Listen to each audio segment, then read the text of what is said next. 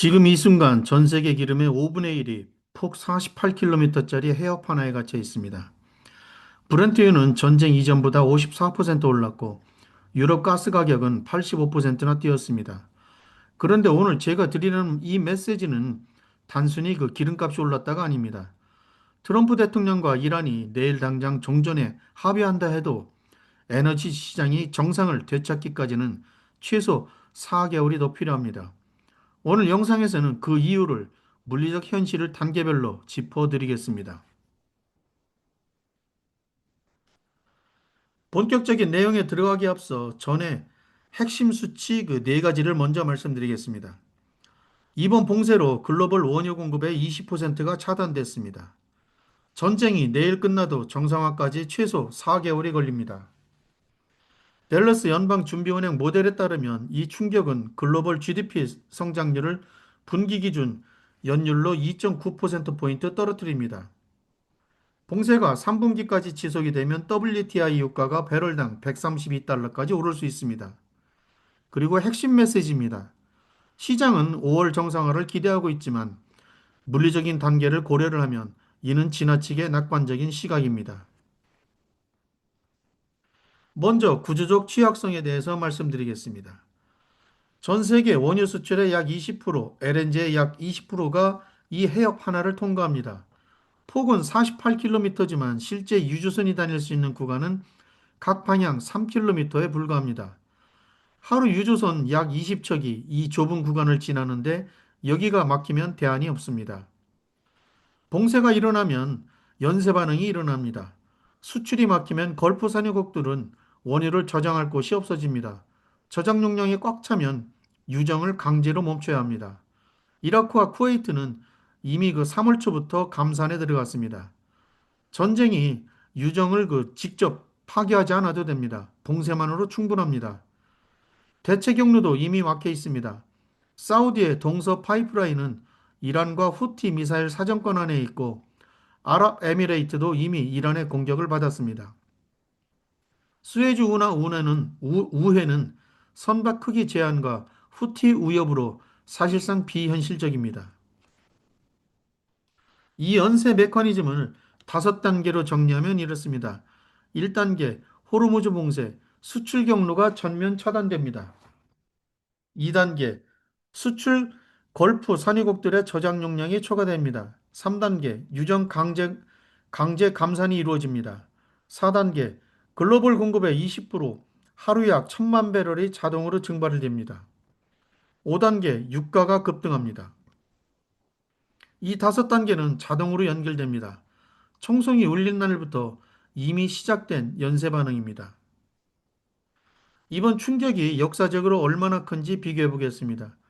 1973년 용키푸르 전쟁 때 글로벌 공급의 6%가 차단되었습니다. 1979년 이란 혁명과 1980년 이란 이라크 전쟁은 4% 차단되었습니다. 1990년 걸프전 때는 6%가 차단되었습니다. 그런데 이번 호르무즈 봉쇄는 20%를 차단한 겁니다. 역대 최대치의 3배에서 5배 규모입니다. 그리고 이 점이 중요합니다. 호르무즈가 실제로 봉쇄된 것은 역사상 이번이 처음입니다. 오른쪽 차트를 보시면 3월 20일 기준 이라크, 아랍에미레이트 등 생산량이 전쟁 전 대비해서 얼마나 급감했는지를 알 수 있습니다.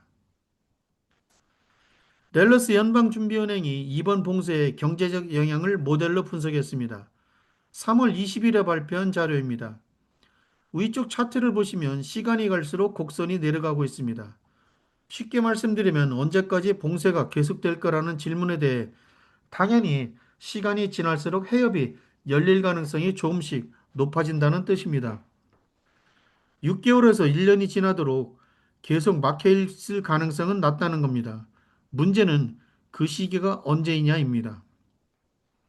아르 차트는 만약 봉쇄가 이 기간까지 지속된다면 그 시점에 열릴 확률은 100%라는 것을 보여줍니다. 세 가지 시나리오를 그린 겁니다. 파란 점선은 3개월 안에, 빨간색 점선은 4분기 내 올 연말입니다. 그리고 초록색 점선 실선은 9개월, 즉 내년 1월까지 이어지는 경우입니다. 핵심은 이겁니다. 우리는 지금 어느 선 위에 있는지 모릅니다. 시장은 파란 선을 믿고 있지만 녹색 선까지 갈 수 있다는 의미입니다. 어느 선이냐에 따라서 유가와 GDP 충격 크기가 완전히 달라집니다. 자세한 내용은 뒤에서 설명하겠습니다. 먼저 그 충격이 왜 4개월 이상 지속될 수밖에 없는지 물리적 이유를 먼저 설명해 드리겠습니다. 생산 재가동을 구체적으로 살펴보겠습니다. 현재 걸프 산유국들은 합산 하루 1,000만 배럴, 즉 전 세계 생산 물량의 10%를 감산 중입니다. 그런데 유정을 다시 켠다는 것은 단순히 스위치를 올리는 것이 아닙니다. 유정을 다시 켠다는 것은 지하 깊은 곳에 있는 그 석유층은 오랫동안 높은 압력을 받고 있는 상태입니다.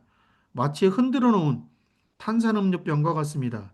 그래서 갑자기 뚜껑을 열면 터져버리듯이 유정도 급하게 재가동하면 지하 한반이 붕괴되거나 석유층 자체가 망가질 수 있습니다. 한번 손상되면 그 유정은 영원히 생산량이 줄어듭니다. 그래서 압력을 조금씩 천천히 올려가면서 재가동해야 됩니다. 이 과정만 2주에서 4주가 걸립니다. LNG는 더 복잡합니다. 카타르가 드론 공격 이후 전면 가동이 중단됐고 액화설비 2기가 미사일로 파괴됐습니다. 이 시설 수리에만 3년에서 5년이 필요합니다. 피해가 없는 설비조차 재가동하려면 영하 160도로 재냉각하는 과정이 필요하기 때문에 최대 7주가 필요합니다. 오른쪽 차트에서 영하로 0 아래로 내려간 빨간색 막대를 보시면 이것이 전쟁으로 인해서 사라진 그 중동발 LNG 물량을 가리키는 건데요. 공급은 줄었는데 수요를 나타내는 검은선은 그대로 유지되고 있기 때문에 이 간격이 올해 LNG 시장이 감당해야 할 공백입니다. 해협이 열린다고 해서 유조선이 바로 출발하는 게 아닙니다. 현재 걸프 해역에 발이 묶인 선박이 약 480척입니다. 이들은 수일간 공격이 없다는 것을 확인한 뒤에야 출항을 시도할 것입니다. 항만 시설도 문제입니다. 이란의 공격을 받았기 때문에 이를 수리하는 데 통상 수개월이 걸립니다. 전쟁 위험 보험도 변수입니다. 보험료가 선박가치 대비 0.2%에서 최대 10%까지 급등했습니다. 그리고 결정적인 문제가 있습니다. 중동산 원유를 아시아로 나르던 초대형 유조선들이 이미 대서양으로 이동했습니다. 그래서 다시 돌아오려면 최대 90일이 걸립니다. 오른쪽 차트는 미국 걸프 해안에서 중국까지 해운 비용을 말합니다. 2월 말 이후 급등했다가 최근 소폭 하락한 흐름이 보입니다. 정제소 재가동입니다. 원유가 도착한다고 해서 원유가 바로 나오는 게 아닙니다. 중국, 인도, 말레이시아, 태국의 일부 정제소들은 원료 부족으로 이미 설비 단위 자체를 멈춘 상태입니다. 아시아 전체 정제 처리량이 하루 300만 배럴 약 8% 감소했습니다. 비상정지 후 재가동은 단순하지 않습니다. 모든 배관을 점검, 포지, 전력, 증기, 냉각수 시스템 복구, 그리고 금속 분해를 막기 위한 서서히 가열 과정이 필요합니다. 이 과정은 수개월 걸릴 수 있습니다. 오른쪽 타임라인이 이 단계를 정리하고 있습니다. 시장의 기대와 물리적 현실 이 두 가지를 비교해서 말씀드리겠습니다. 먼저 시장의 기대입니다. 낙관론 쪽입니다. 소시에테 제네럴에 따르면 7월 인도분 이후 선물 계약에서 풋옵션이 콜옵션보다 많아지고 있습니다. 시장은 5월경 정상화를 전망하고 있다는 뜻입니다. 지금 보이는 이 옵션 차트가 5월경 정상화를 전망하고 있다는 뜻입니다. 지금 보이는 옵션 시장 차트가 이 흐름을 보여주는 겁니다. 반면 물리적 현실 쪽을 보겠습니다. 3단계 병목만 감안해도 최소 4개월이 걸립니다. 이 두 가지 사이의 간격, 이것이 다음 충격의 그 씨앗입니다. 그래서 만약에 하나라도 예상한 대로 이루어지지 않으면 이 간격은 더 커지고 그래서 그 비상 상황이 더 가속화될 수 있습니다. 아까 슬라이드에서 세 가지 봉쇄 시나리오를 말씀드렸는데요. 이 파란색 점선은 여름에 끝나는 경우, 빨간 점선은 연말, 초록 실선은 내년 초까지 이어지는 경우라고 말씀드린 바 있습니다. 이제 그 각각의 시나리오가 기름값과 그 경제에 구체적으로 어떤 숫자를 만들어내는지 보겠습니다. 테이블 첫 번째 줄, 가장 낙관적인 시나리오입니다. 올 여름 안에 봉쇄가 끝나는 경우입니다. 유가는 2분기에 98달러까지 오른 뒤에 3분기 68달러로 내려갑니다. 세계 경제 성장률은 0.2%포인트 영향을 받습니다. 상대적으로 덜 나쁜 시나리오입니다. 두 번째, 2분기간 지속되는 경우입니다. 유가가 115달러까지 올라갈 가능성이 높습니다. 성장률은 마이너스 0.3%포인트 영향받을 것으로 보입니다. 세 번째, 내년 초까지 이루어지는 경우입니다. 유가 고점은 132달러까지 갈 가능성이 높습니다. 성장률은 마이너스 1.3%포인트 영향받을 가능성이 있습니다. 이 아래 차트에서 세 가지 선을 보시면 이 차이가 더 직관적으로 느껴지실 겁니다. 초록 실선, 즉 최악의 시나리오에서는 유가가 얼마나 더 오래 높은 수준을 유지하는지, 그리고 성장률이 얼마나 더 마이너스에 머무는지를 한눈에 보여주는 겁니다. 지금 시장은 첫 번째 줄, 즉 낙관적인 시나리오 베팅하고 있습니다. 하지만 세 번째 줄 가능성도 열려 있다는 것 잊지 마시기 바랍니다. 분기별로 더 자세히 살펴보겠습니다. 위 테이블은 유가, 아래 테이블은 글로벌 실질 GDP 성장률 변화입니다. 어떤 시나리오에서도 2분기 GDP 성장률은 마이너스 2.9%로 동일합니다. 이것은 봉쇄 자체의 즉각적 충격입니다. 이후부터 시나리오가 갈립니다. 1분기에 끝나면 마이너스 3, 1분기에 끝나면 3분기부터 플러스로 그 전환을 합니다. 그리고 2분기라면 4분기에 대해서 플러스로 전환이 됩니다. 그러나 3분기가 되면 플러스 전환은 요원합니다. 여기서 주목할 숫자는 전분기 대비입니다. 이것은 연간 기준입니다. 1분기 봉쇄는 마이너스 0.2, 3분기 봉쇄는 마이너스 0.3, 봉쇄가 2분기만 더 길어지면 충격이 6배 이상 커집니다. 거시 시나리오 그 최인은 이렇습니다. 에너지 고가가 장기화되고 인플레이션이 재점화돼서 금리 인하가 기대감이 후퇴하면서 성장률이 둔화됩니다. 이 최인이 작동할 경우 각 자산군의 그 방향성은 이렇게 될 것으로 보입니다. 에너지 섹터 비중 검토를 권합니다.